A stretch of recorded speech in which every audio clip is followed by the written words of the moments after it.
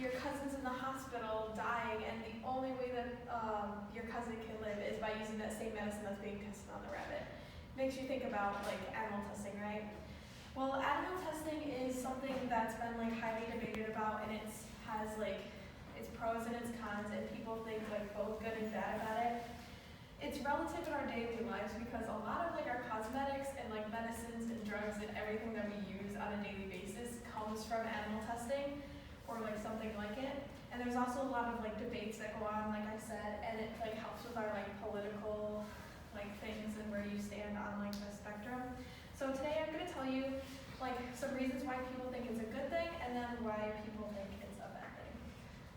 Okay, so first I'm going to start by telling you why animal testing could be like a good thing and why people think that.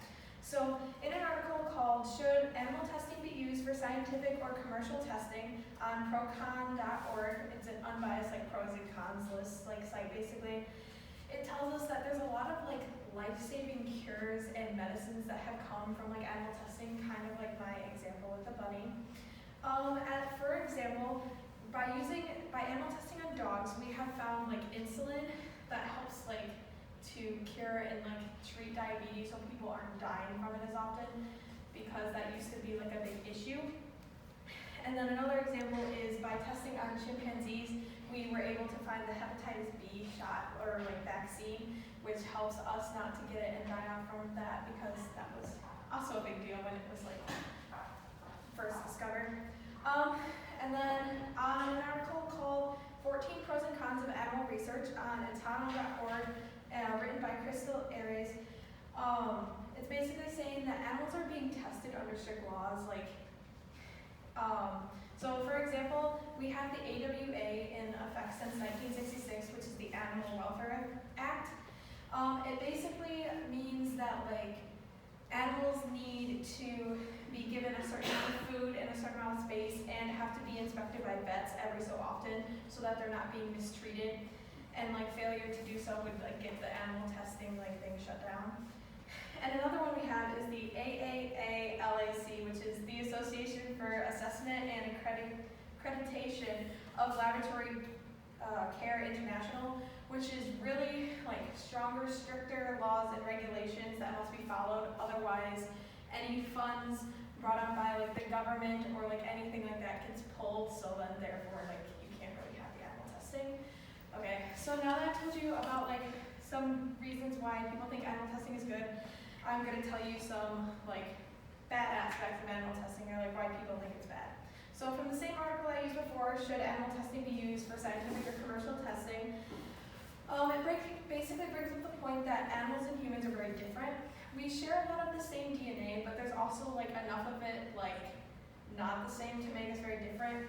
And like something that I thought was interesting, basically if you think about testing something on a 70-gram rat, so like a rat that weighs 70 grams, if you compare it to like a 150-pound human, which is 68,300 or 68,038.9 grams, the rat is 0.1% of the weight of a human, which in like scientific terms that could like lead to very different like results. Which gives examples. There has been over 100 drugs tested on animals that worked on animals for strokes that when relied on humans did not work at all. And the same thing with over 85 drugs for HIV tested on animals worked, but not on humans. And then from another article, Alternatives to Animal Testing on PETA.org, which is Association for like Animals' Rights, there's a lot of alternate methods that are out there that could be used instead of like actual animal testing. So an institute at Harvard came up with this idea of organs on chips. So it's basically like a scientific like slide with like human like tissue that you could do tests on and like see how it reacts, like how it would with a human. And like they've already started like selling them and implementing them. There's also like with that method, it costs a lot less money. There's no animals, and it's like another way to like bring profit in for the economy too, I guess, if that makes sense.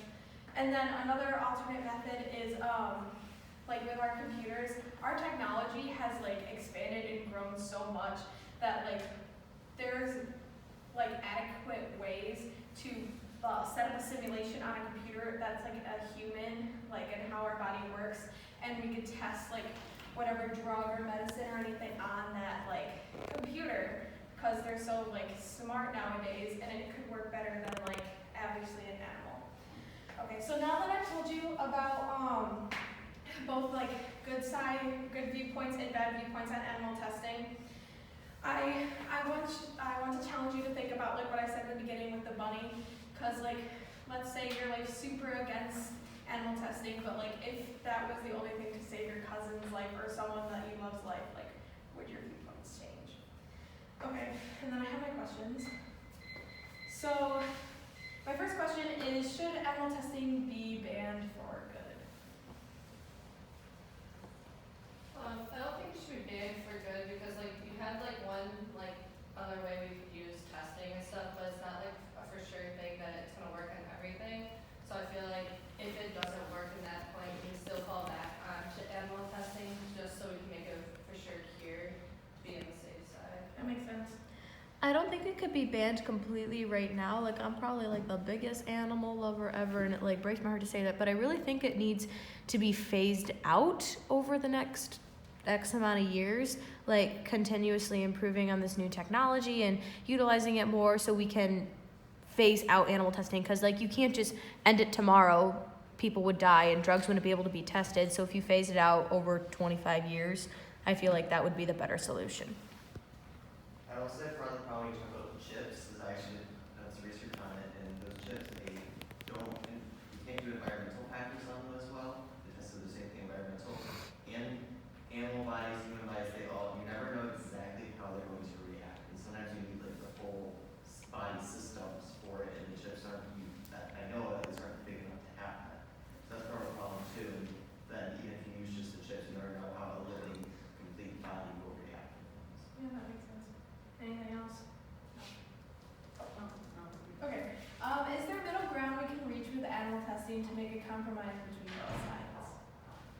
I would say like stop using animal testing for like shampoos and like all the cosmetic stuff, but like continue using it for like drugs for diseases and like illnesses that are spreading around. Like that's what I was thinking too. Like when I think about animal testing, I didn't know like necessarily that they tested it on like cosmetics and stuff. Like that kind of surprised me, but like I don't wear makeup, I don't know that stuff.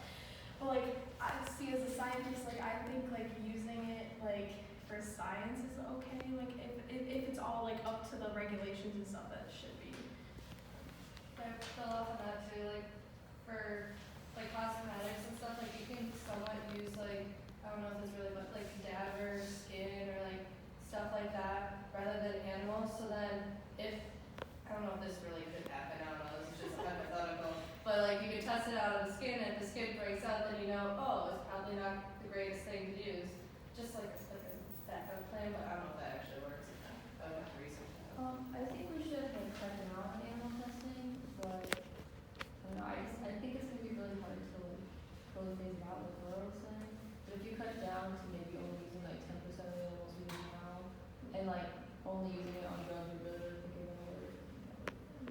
Maybe. Like you were mentioning those chips earlier, so like if you start like testing one thing, like so you start with the chips, and if it's like moving and going well, you want to see the full picture, then you can like move on to like just animal testing, like the progress. So you start with that, and then maybe if you don't know what's gonna happen, you want to like see to make sure, and then you just there just in case, just animal test. Yeah, that makes sense. Cheers. I'm sorry, it's starting off with Julian. I was thinking like hypothetically. So like I don't know like what the whole death penalty is, but if someone gets like death penalty, why can't we just use that person like be tested on this maybe? Instead of killing them right away? I mean, she does have a point. I mean, I'm down. Instead of using an animal, I mean that person already got the death penalty anyway, so Yeah. I know that really works, but I think I came across something in my research about that, but I kind of just stayed away. Did you have something to? It's kind of off point. Okay. Okay. Last question. If you were completely against animal testing, would you change your viewpoint to save a loved one or stick to your original